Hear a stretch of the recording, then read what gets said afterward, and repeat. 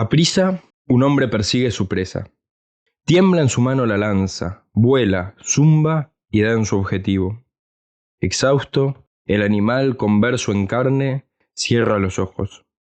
Esa noche hay sexo y algarabía en la tribu. Amanece nuevamente, el sol abraza las pieles morenas de los durmientes. Tendrán que andar. Los cazadores huyen de la sequía y recogen, a su paso pavoroso, todos los frutos que la deidad les da. Espasmoso, despierta el joven de su sueño atávico. Tiene una idea. Bajo la tierra, coloca esa parte amarga de la comida. De pronto, en su siglo o en uno venidero, surge del intento inhumano de la creación un tallo. Del mismo modo inexplicable que habrá surgido, por primera vez en los labios de un niño, la palabra amor. Así surgieron los primeros cultivos, y con ellos, la flor de la cultura se engendraba.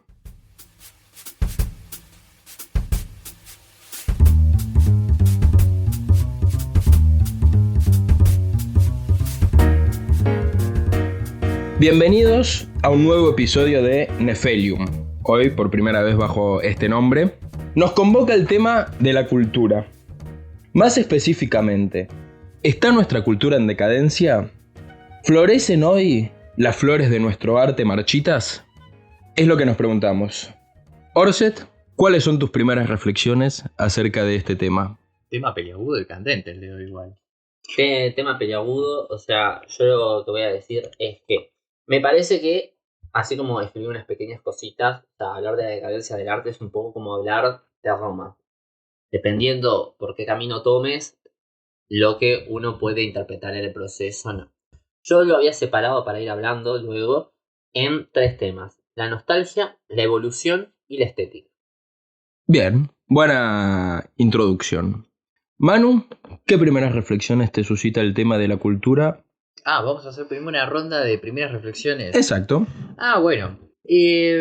¿Por dónde empiezo? Yo en realidad voy a traer un concepto que a mí me parece, o por lo menos a mí me ha servido para dilucidar un poco el asunto. Discernir de una cosa de la otra. Que es un concepto que un divulgador de arte, un youtuber, vamos a decirlo, que es español, que se llama Antonio García Villarán, que además de youtuber, es doctor en Bellas Artes. O sea, hizo la facultad de artes y se dedica también a la crítica de arte. Y él entonces elabora... Es pintor también. Es pintor, sí, cierto. Artista plástico en muchos sentidos. Él elabora un concepto que se llama amparte. Un concepto que lo llama amparte. Y que sirve para distinguir justamente el arte que no tiene valor, pero que de alguna forma no podemos quitarle el calificativo de arte, porque la sociedad lo considera arte, pero según esta mirada es otro tipo de arte, un arte que no tiene valor, amparte. Como los cuadros de Yoko Ono. Bien. Más o menos, si se hacía cuadro Yoko Ono. Lienzos en blanco, lienzos inexistentes. Ese era Miró, me parece. Eso se llama lavar dinero. Pero Yoko Ono creo que es más famosa por sus shows de gritos. También. Los cuadros de Yoko Ono dejan mucho, digamos, que desear, pero sin embargo está la cultura concebida por la sociedad, que es algo un poco recurrente que se diga que muchas veces importa la valoración de la sociedad. Y yo creo que es una pregunta que nos tenemos que hacer. Si importa la valoración que se le da al arte, si tenemos que enfrentarnos a lo que la sociedad opina para poder decir, bueno, esto es arte, digamos, ¿es arte lo que la sociedad considera arte? ¿O realmente podemos objetivar algún tipo de arte? A ver, ahí hay dos cuestiones. Por un lado, yo traigo en realidad a un filósofo del arte, un filósofo que se dedicó a reflexionar acerca del arte, de la estética, estadounidense, si no me falla, que se llama George Dickey. Que es lo que dice que el arte es todo lo que una red social decide que es arte. ¿Qué es esta red social? Está integrada por galeristas, críticos de arte, los artistas, los museos, los curadores que trabajan en los museos, los coleccionistas y las instituciones. Instituciones públicas, museos, pero más allá de museos. Ahora, si han notado, esta definición deja por fuera al consumidor de arte. Y ese es un tema interesante. Porque yo creo que, por lo menos en una visión clásica del arte, no sé ahora, porque ahora vos tenés a esta red social, se le suma, que esto lo dice García Villarán, el tema de la red, del internet, donde ya el, el usuario promedio, la persona común, tiene acceso a esto y a comentarlo. Pero en una visión más clásica del arte, unos años más para atrás, no estaba tanto la persona común inmersa en esta valoración del arte, en realidad. Sí. Es llamativo para mí que se dé a opinión popular o a opinión de determinadas instituciones qué es arte y qué no es arte, digamos, como si fuera algo que pudiera moverse conforme a lo que se valora como tal, si el valor hubiera que atribuírselo. Es posible entender por dónde va esa cuestión. Eh, para mí es un poco... Está alejada de lo que puedo llegar a entender yo, pero me interesa escuchar tu concepto de nostalgia, Orset. Bueno, yo había puesto de que, guiándome un poco por las notas que puse, de que el arte es un estado en permanente cambio, pero que dicho cambio es estable durante una cierta cantidad de tiempo. Vemos los cambios al verlo en el ojo de la historia, cómo fluctúa, pero siempre hay como unas transiciones, unos periodos que se asemejan entre sí. Dicho eso, había separado esto de la nostalgia en dos categorías, un poco relacionándolo con vos, lo que traías, esto de la visión que tiene el artista del arte hacia el colectivo y la visión que tiene el colectivo, entiéndase el colectivo, personas normales que lo producen, hacia el artista. Entonces, se configuran como estas dos nostalgias en el sentido, por un lado, la del artista es siempre esto de la búsqueda de la creación e ir comparando sus creaciones ya hechas. Porque es una verdad de que más allá de lo que es mejor o peor, sí que el artista en sí tiene más afinidad o menos afinidad con algunas de sus obras o algunas de sus creaciones. Esto lo que produce a lo largo del tiempo es que algunas las valores más y otras las atesores menos. Y en esa búsqueda implique de que las que tenés aponderadas más arriba intentes como ir por ese camino del estilo. El tema es que eso conlleva como consecuencia también ir dejando otras cosas que a lo mejor eran mejor o peor, pero que van marcando como un sendero. Es decir, nuevamente entramos en la idea de que es lo que se valora como arte lo que termina siendo arte, digamos, en este caso depende del propio autor, pero extrapolado quizás hacia receptor, viendo su propia obra y ponderándola como arte o no, pero vos ahí introducís la idea de que quizás ha dejado cosas mejores de lado, es decir, que hay algo del arte que escapa a la definición que uno pueda decir subjetivamente. Hay algo más objetivo sobre el arte que quizás se le escapa a ese autor. Exactamente. Una cosa que discutíamos una vez de forma informal con Manu es esto de si uno se hace mejor artista conforme va pasando la experiencia. Pero si nosotros podemos poner el ejemplo, me viene mucho a la cabeza de los músicos, muchas veces sus mejores canciones o las que trascienden las hacen en sus 20. Y vos decís, cuando ya tienen 50, 60, ellos llevan 40 años tocando, uno dirá, los hace mejores músicos, sí, pero a lo mejor no alcanzan esas obras o esas creaciones que ya hicieron en un pasado. Entonces, se puede volver reiterativo, se puede volver aburrido, se puede volver en una búsqueda de lo experimental o de lo nuevo peor, pero eso se ve solamente conforme va pasando la historia, uno no lo puede ver en el presente in situ.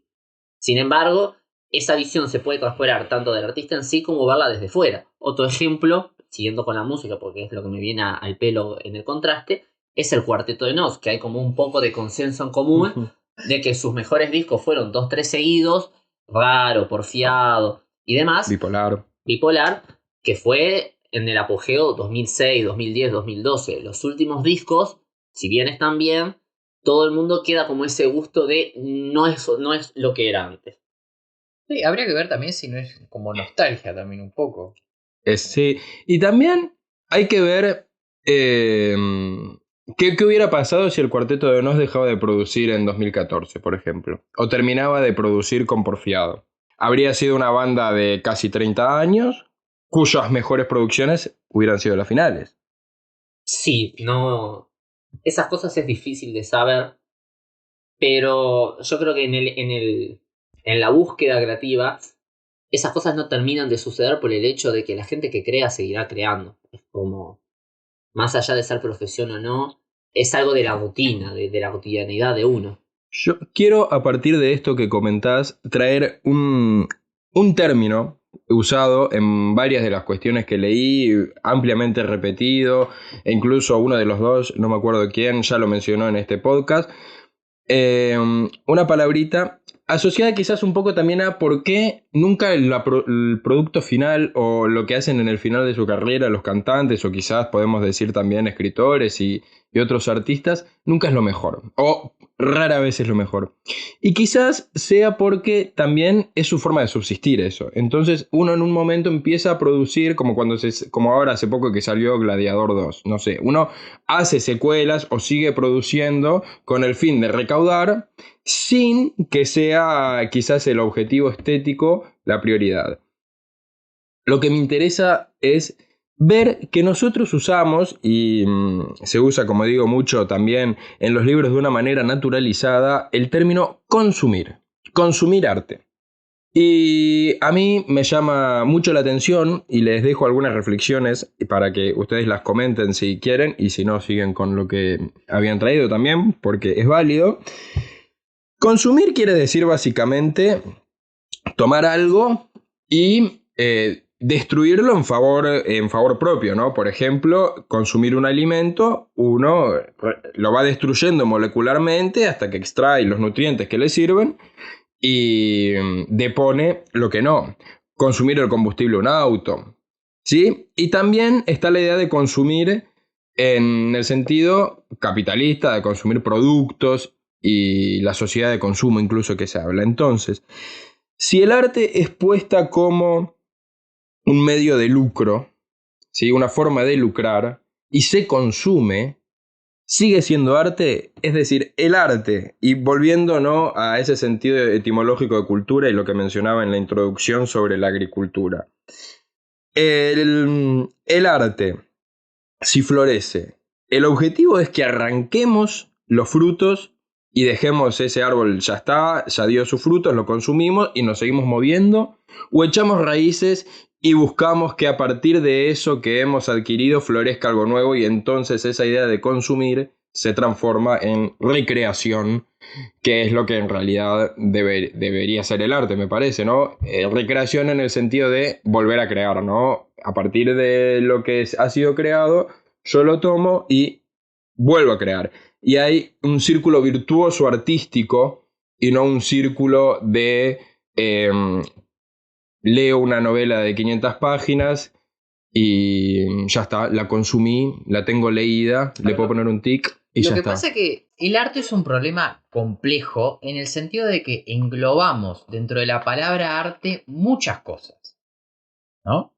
Incluso vos podés ver que, bueno, hasta hace un tiempo había unas determinadas artes, las bellas artes, y en un momento aparece el cine y se dice, bueno, el séptimo arte. A ver, es igual al otro tipo de arte, es otro arte diferente. Entonces, yo creo que la cuestión va también por este lado. Hay distintos tipos de arte y no todos juegan en las mismas condiciones, porque no es lo mismo una película que una novela. No es lo mismo tampoco una película que un poema. O sea, vos, por ejemplo, detrás de una película tenés una producción a veces que llega a millones, que incluso no son gastos superfluos, sino que son gastos que se necesitan para llegar a producir ese objeto, ¿no? Entonces, o sea, es una inversión que después vos tenés que de alguna forma eh, volver a... eh, tiene que volver esa inversión. Entonces no está en las mismas condiciones que ponerle, no sé, a alguien que escribe un libro y bueno, ve si se publica y si se publica bien y tiene sus regalías. En una película hay un montón de gente involucrada, trabajadores desde lo más mínimo, desde alguien que barre hasta el actor que actúa. En la novela es solamente el escritor, consigo mismo y con el papel. Entonces, Depende también de qué arte estemos hablando. Mismo también te surge la duda, yo qué sé, el que ilustra, el que hace una ilustración para una marca, ¿es arte o no es arte? Pero de todas formas esa persona hace un trabajo para la empresa que se lo encarga, entonces de alguna forma tiene que haber una retribución. ¿Deja de ser arte o no? Entonces ahí también está el problema, que reflexionar de manera general sobre algo que tiene como muchas puntas. A mí, trayendo lo que vos decías, Paco, un poco lo siento en esta comparativa del ejemplo, que el arte es como el hombre con la naturaleza, o sea, es ver cómo nos relacionamos con ella, lo que lleva a usufructuarla, destruirla o hacerla enarbolecer mucho más, ¿no? Entonces, a mí lo que me pasa es que pienso que el arte, más allá de las distintas concepciones que tiene y definiciones, si vamos a la raíz, siento que es creación. Creación, comunicación y empatía, porque si algo tiene el arte es el punto creativo y el punto humano. Entonces sí que comparto con vos, Man, un poco esto de que, bueno, ¿qué es arte? Porque se reduce como a las artes establecidas, pero muchas veces usamos la expresión cuando vemos platos de cocina, cuando vemos jugadas en algún deporte medias inexplicables o medias increíbles y les damos la ilusión que fue una obra de arte o fue magia. Eso me hace pensar de que, bueno, el consumo o la forma en que nos relacionamos, también el consumo es una palabra como muy usada en diferentes ámbitos. Siento que en esta comparativa del poema y la persona que hace cine, no es solo el lector el escritor con la hoja, perdón, sino que tenés muchas lecturas, generalmente o haces talleres, o ves películas, o lees otros libros. Entonces, físicamente sí que está solo, pero en realidad siempre es una interacción con un otro, vivo o muerto, pero es interacción entre varios. Claro, pero todos esos no forman parte de la producción, o sea, en sí de la obra. Vos no le pagás a esa otra persona a la cual leíste el libro, no tenés por qué hacerlo. Pero ahí estás viendo la creación como una obligación mercantil. No, y pero en yo lo que realidad digo, debería acceder a eso. pero vos ponele, tenés la idea de hacer una película, ¿no? Querés Ah, filmar una película. Bien, sí. el problema es que para vos filmar esa película tenés que ponerte de acuerdo con un director, con un guionista, con actores y toda esa gente. No lo va a hacer gratis, porque es su trabajo. En realidad ahí lo estás pensando a nivel de superproducción. Se pueden juntar 5 amigos de barrio, una cámara, y con los medios que tengan también crear. Por eso hay Obvio, concursos tipo y hay un pero montón de ¿preferís ir a cuestiones. ver esa película o Oppenheimer? Sí, justamente la idea con este sentido de consumir el arte va quizás por ese lado. Si el hecho de que la película tiene que pagarles los sueldos a determinada cantidad de personas y necesita un presupuesto, no es justamente lo que genera un efecto en la producción final que, ponderando el consumo, termina haciendo que se deje un poco de lado el hecho artístico en sí. En el sentido, y después también quiero volver un poco sobre eso que dijeron hablaron sobre la empatía y de otra cosa más. La comunicación, dije, pero... Bien, la empatía quiero volver. Pero antes de eso, entonces, la película requiere determinada cantidad de dinero.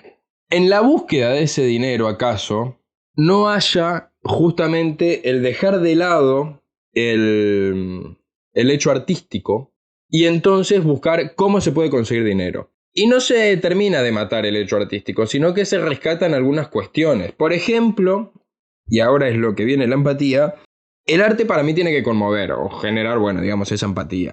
Pero generar... La catarsis de la que hablaba Aristóteles.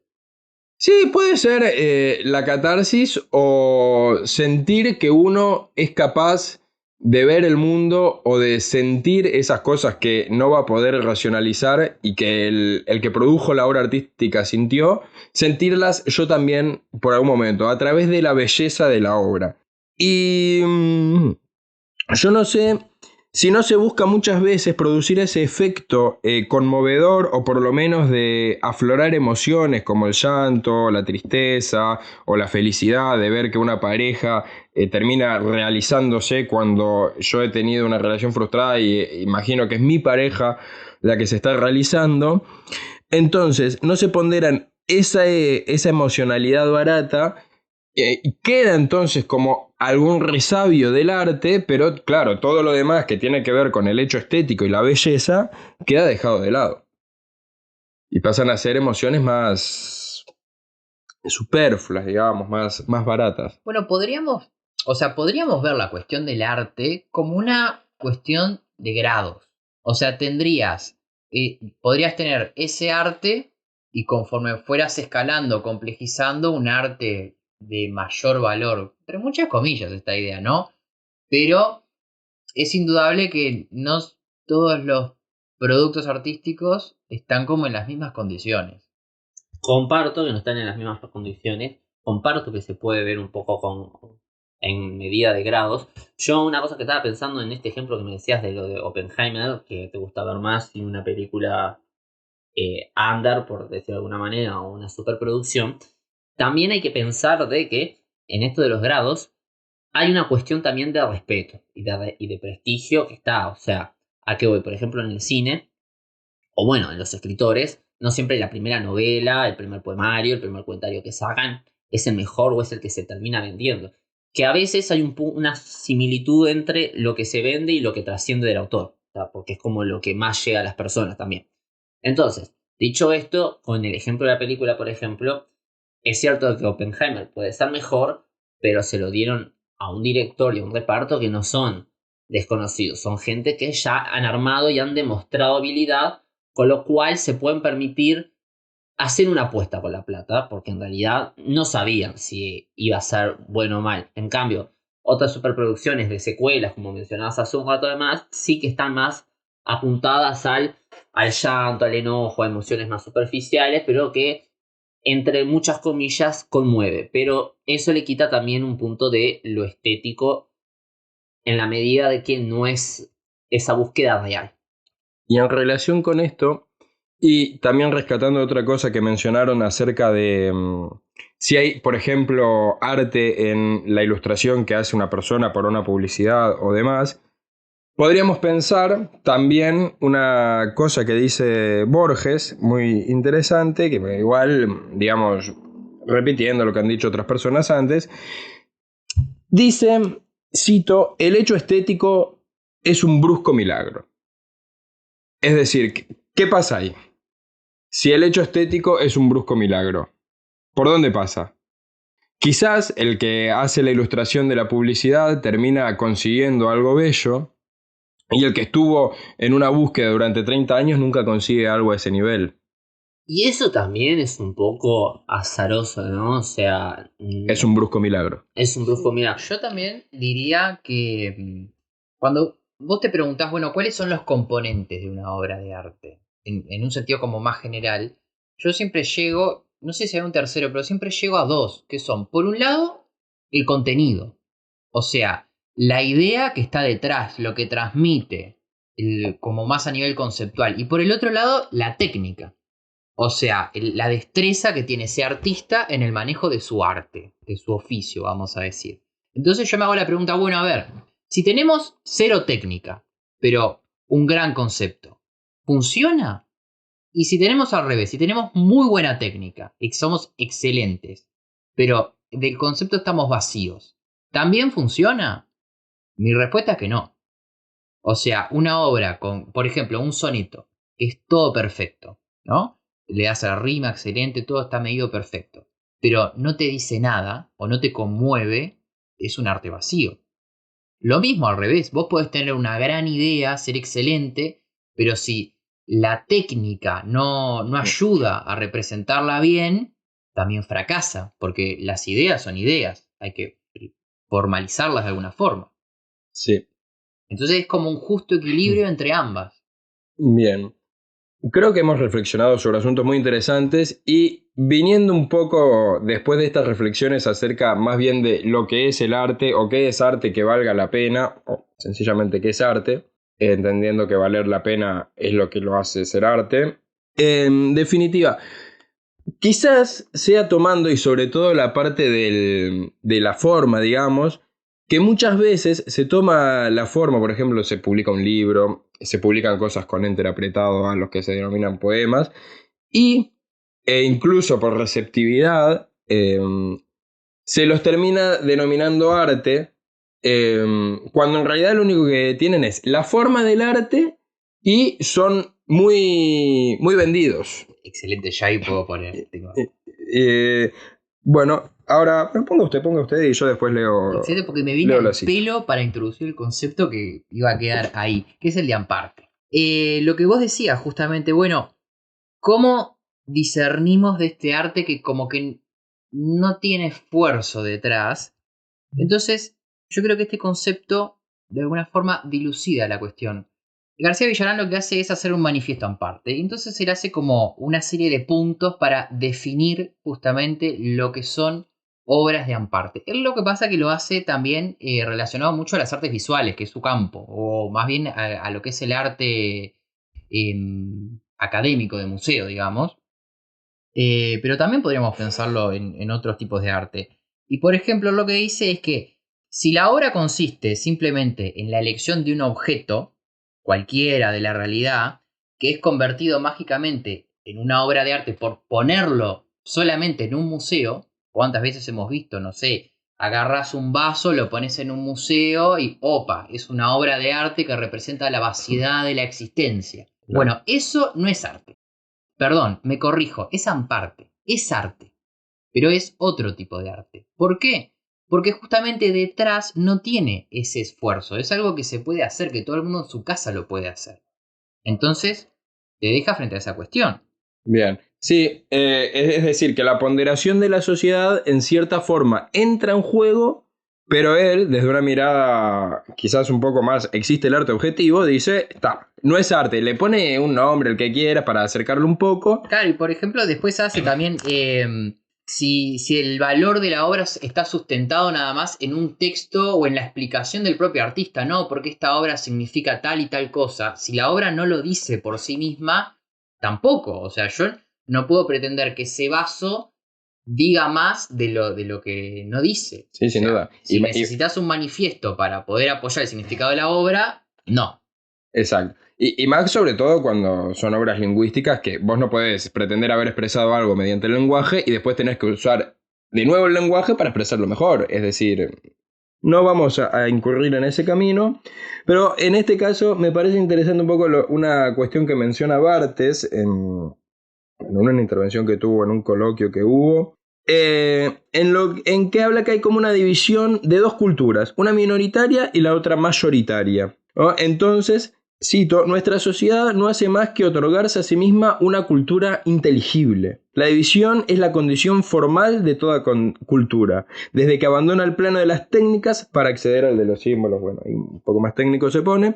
En definitiva, que necesitamos esa división para terminar de entender un poco qué es amparte, qué es algo que cualquiera podría hacer y en donde quizás no sucedió ese brusco milagro de lo estético y que es verdaderamente arte, y quizás sea lo que trascienda, porque quizás nosotros nos planteamos la cuestión de el arte está en decadencia, pensándolo por el lado de que tenemos acceso a todo lo que se produce en nuestra época, pero no tenemos acceso a todo lo que se produjo en el siglo XV. Era menos gente la que producía quizás porque eran menos letrados y demás cuestiones, pero seguramente también haya habido obras desdeñables y que sí, tal vez es la propia historia la que se encarga de que trasciendan las mejores cuestiones, porque también cada generación hace el trabajo crítico de decir, che, ¿esto qué tal?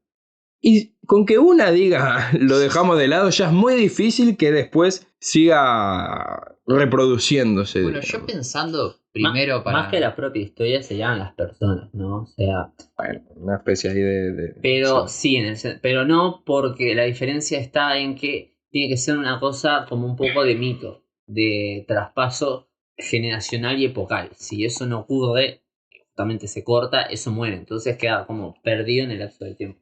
Pero yo, cuando tiraste el tema, hace mucho tiempo, yo inmediatamente pensé, tipo, jugando con el término, dije, pero el arte siempre está en decadencia.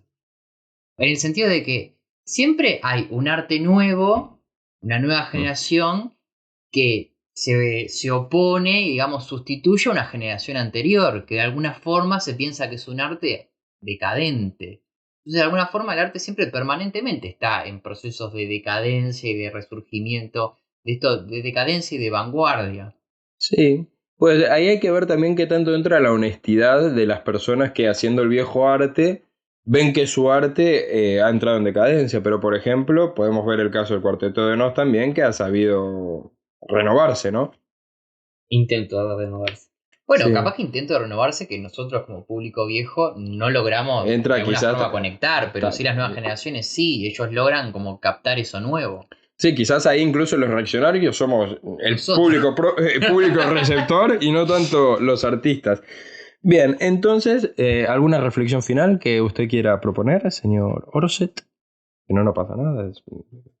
Tomo yo la palabra para concluir haciendo más o menos 2 reivindicaciones, digámoslo así. Miedo me da.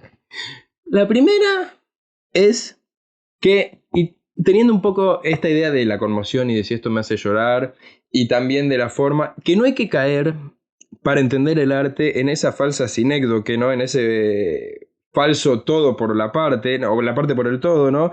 En tomar la parte de la conmoción o de generarme emociones a flor de piel de algo e interpretarlo como arte, del mismo modo que no hay que entender que toda manifestación interior de alguien o de un individuo tipo de una época tiene que ser cultura. De acuerdo. Y por otro lado, un poco acá Humberto Eco en Apocalípticos Integrados hacía como una comparación de citas de 2 personas. Una de ellas es Marx y la otra persona creo que es Bruno Bauer, y pido disculpas si no lo es, pero más allá de quienes las dijeron, lo importante son las citas, ¿no? En esta consideración de cómo se ha popularizado el arte y cómo puede influir eso, ¿no? De que más gente acceda y demás cuestiones. En la idea, ¿no? Que lo que se reivindica quizás de este arte más difundido, que se puede interpretar como que ha perdido la calidad o demás cuestiones, o busca lucrar, o busca conmover nomás. Y nosotros hemos hablado acá algunas veces de la receptividad que tiene, de cómo se recepcionan las cosas, que no hay que desdeñar la capacidad crítica del que recibe, digamos. Y que uno no puede entender como que porque mucha gente la reciba bien a una cuestión es arte. No sé qué les parece a ustedes eso. Si se recibe muy bien, ¿es arte? Tema complejo, la verdad, para otro podcast. Yo no creo que tenga que ver tanto con recepcionar bien o mal, sino que tanto movilizo o no. Porque muchas veces también lo que nos produce asco, lo que nos produce horror, también se perpetúa. Entonces, va más por una cuestión, creo, movilizante que una cuestión bien o mal. Yo creo que el arte no entiende de moralidad como tal. Y aparte se entremezclan ahí algunas Bien. cuestiones de ese como medio clásico enfrentamiento entre el arte popular y el arte académico. Esa es un poco la minoría y la mayoría Más o menos. O que señalaba Barthes. Sí. lo apoyado, digamos, en el poder y lo que está por fuera. Bien. Y entonces un poco de estas citas no, iban por el lado de que uno no puede reivindicar, del modo que las presenta Humberto Eco, como queriendo decir más o menos eso, uno no puede reivindicar como arte algo solo porque las mayorías lo han recibido bien o las masas lo han recibido bien.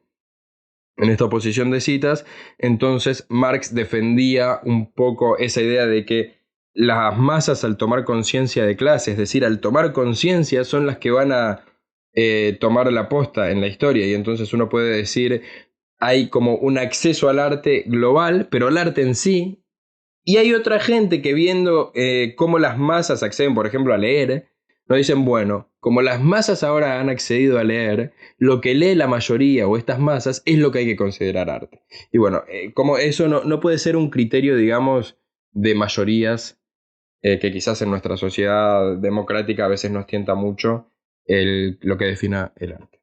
Bueno, con esta última frase cerramos el segundo episodio de Nefelium. Ha sido un placer discurrir con ustedes Esperamos encontrarlos en próximo episodio. en un próximo episodio. Próximos episodios más y mejores, te diría. Sí, que sigan mejorando o que... Primero que sigan existiendo. Es muy importante eso. Y después... Sí. Igual yo siempre digo que me parece que lo más desafiante siempre es el segundo. El primero todo el mundo lo hace. Ahora, llegar al segundo siempre es un desafío. Después del segundo es más cuesta abajo. Sí, es verdad. ¿Y quién nos dice quizás dentro de algunos años estemos grabando alguno de los últimos podcasts y bueno, terminó un ciclo, no sé qué, y la gente diga... Fono Platea en vivo. Sí, ponele en 2031 y la gente diga, pero como los de 2027 que fueron el pic No de había. eso, no había y después consiguieron lo mejor en ese momento. Y después entraron en decadencia. Rancios. Bueno, muchas gracias. Buenas Esperamos noches. encontrarlos en un próximo episodio. Esto ha sido Nefelium.